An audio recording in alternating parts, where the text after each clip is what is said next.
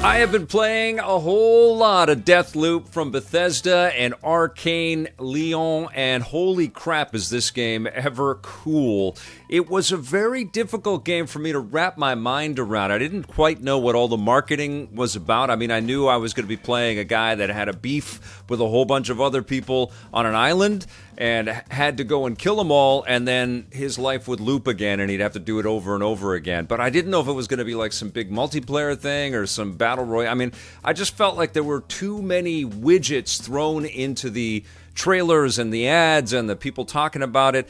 This is a game that you really need to play. You really need to get your hands on it to kind of appreciate its brilliance and its really multifaceted, multi-layered design. And when you play the game, you almost feel the puppeteering. You almost feel the very smart people at Arkane Lyon sort of placing objects and little clues and hints and details and voice recordings, all kinds of information scattered throughout this island of Black Reef.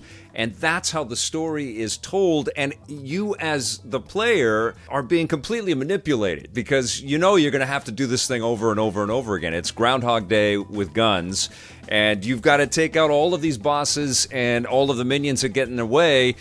You either got to sneak by them or kill them. It's made by the people that brought us the Dishonored series, and Dishonored 1, I think back in 2011, was our game of the year. This is an incredible studio with unbelievable pedigree. So the hype was real for this game, but yes, it was confusing, and I have to admit, it's a little intimidating trying to convey what's cool or special or unique about Deathloop because there's so many different elements to kind of present to you. And again, I say this is one to try. And I know that might be difficult because there is no demo for this thing. It's a PlayStation 5 console exclusive. It is on the PC right now. I think this game would really benefit from being able to play a sliver of it in some kind of a playable trailer or a demo. But what is the play like? The play is absolutely sensational. I was really feeling, at least with my first blush of the game, that I had flashback, I guess time looped, back to 1997, and I was playing GoldenEye 007 on my Nintendo 64 again. It has that kind of sneaking into the base, and the whole area is your playground, and there's lots of different ways that you can take out the enemies, and you can, stealth to them. You can use the abilities, the slabs that they're called, or you can run and gun and take them out that way. You can set traps for them with mines and turrets and things. You just feel like a badass, super stealthy, sneaky spy. You gotta be shitting me! Are you? Listen! Me?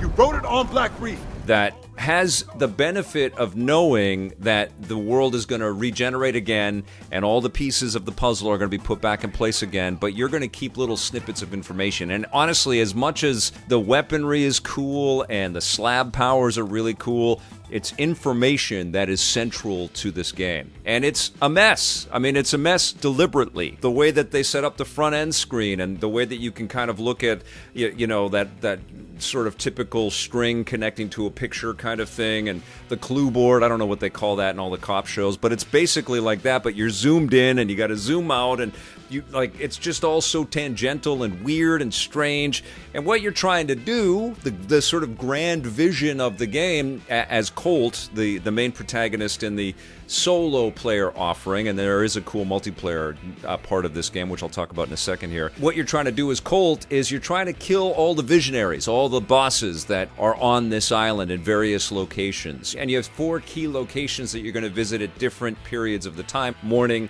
noon, afternoon, and nighttime. And depending on when you're going to visit these different locations to either take out an enemy or find out some information, things are going to be different. Things won't be in the same place. Stuff might be burnt down. Doors might be locked and closed off from you that you would have had otherwise. And so it becomes this multi-layered sort of cat and mouse chess kind of experience where you try to retain as much info about Black Reef, the island in totality, as you possibly can before you venture out on a new day.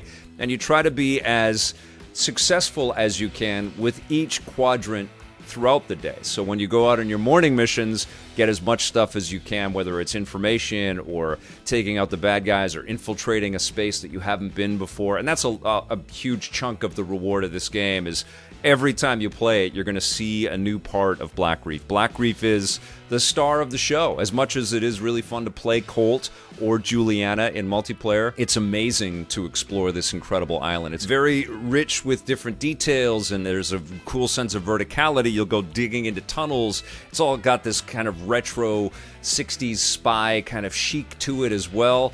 It's just super fun to uncover it. And the voice recordings and the musical recordings, all of it is just so airtight. There's just such a beautiful sense of style all the way through the game. But yeah, it's a game about picking up as much information as possible.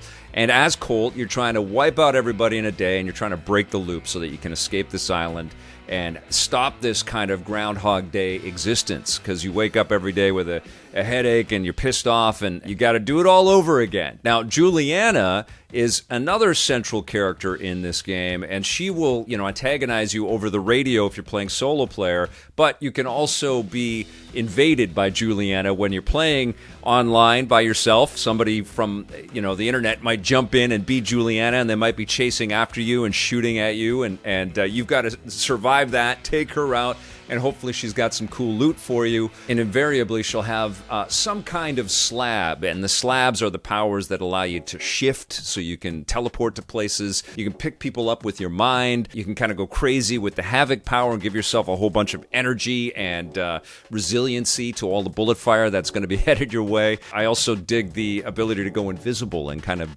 take that stealthy route a little bit as well. And you can augment each one of the slabs as well. You might be able to extend that teleport ability, or give yourself the ability to teleport twice, essentially, so that you can get up onto roofs or safely down from roofs. It's amazing. I mean, it's a total sandbox. It's so intelligently crafted so that you can kind of come at the experience from any angle, and you can encounter these people in a million different ways. You have to eavesdrop on conversations to get a little bit more information. And then it's terrifying when Juliana starts chasing after you, and she's got some cool slabs, and because it's can be a human opponent. There's also an AI version of Juliana that will chase after you as well. But the human opponent is always terrifying because they've got the skills. They've been playing for hours and hours, and they're bouncing all over the place. And sometimes you get taken out just from an effective invisible sniper shot, and you're like, what the? And it's Juliana. She got you. But you do get the opportunity to have 3 lives in the game. So it's not like a tried and true roguelite where you die and that's it. You have 3 kind of kicks at it. And what you do is you go to your dead bodies and you consume the residium, which is the currency in the game, this sort of magical currency that allows you to spend it to keep items through these loops. Because if you don't use the residium that you pick up to save your favorite weapon or save your favorite trinkets, the power-ups on your abilities and your persona, like the ability to double jump, you will lose that residium and you will lose that power as the day starts again. So there's a tremendous amount of strategy and kind of pre-thinking and planning before you head out on each of the missions and each of the different areas. And it's interesting to see them shift throughout the day as well, because areas look completely different at nighttime than they do in the morning light. And it also feels like people are a little bit more groggy and they're less proliferate on the streets when you get out in the morning. But later on, it does feel like the energy is up and there are more people out to hunt you down. And that is an amazing feeling when you've got all the AI chasing after you. They're all blasting at you. Every one of the characters on the island knows that they're just going to see themselves again tomorrow, though. And that's a pretty funny little bit. You'll get a headshot in, take somebody out, and the person beside them will say, well, see you tomorrow. Yeah, it's absurd and weird, and can only really be achieved in something like this really cool video game. It's sort of carved out this new position for itself, just like Returnal did earlier. I think it was a fantastic move on PlayStation's part to recognize the value in this game. It's interesting, though, that this is a Microsoft-owned property, and eventually it will be on lots of other machines, and who knows if it continues even as a PlayStation series, if there's going to be Deathloop 2 or whatever. None of that really matters, though, because it's here now, and if you're a PlayStation 5 owner, this is absolutely a must-get. I have been thinking about how I feel about this one compared to Returnal, because that's another shooter, exploration, roguelite type of experience, and I gotta say that I prefer Returnal mostly because of the creepy sci-fi aesthetic, but Deathloop is amazing. It's absolutely wonderful, and in the absence of Returnal, or if your predilection is more for this kind of spy versus spy type gameplay, I think you're going to love Deathloop. But do be prepared. The one thing that I will say is this is a game where you're going to see a lot of the same stuff over and over again. That's an intentional thing, just like in a lot of roguelites, whether you're playing a Souls game or Returnal, and lots of other titles out there do this. I think this game's a little bit more forgiving, and you're going to have longer loops or runs. And you're going to get better and better as you sort of dive deeper through the rings of information and uncover the secrets of the island. But it does require a little bit of patience. It's not just, accessing this stage and moving on to this stage.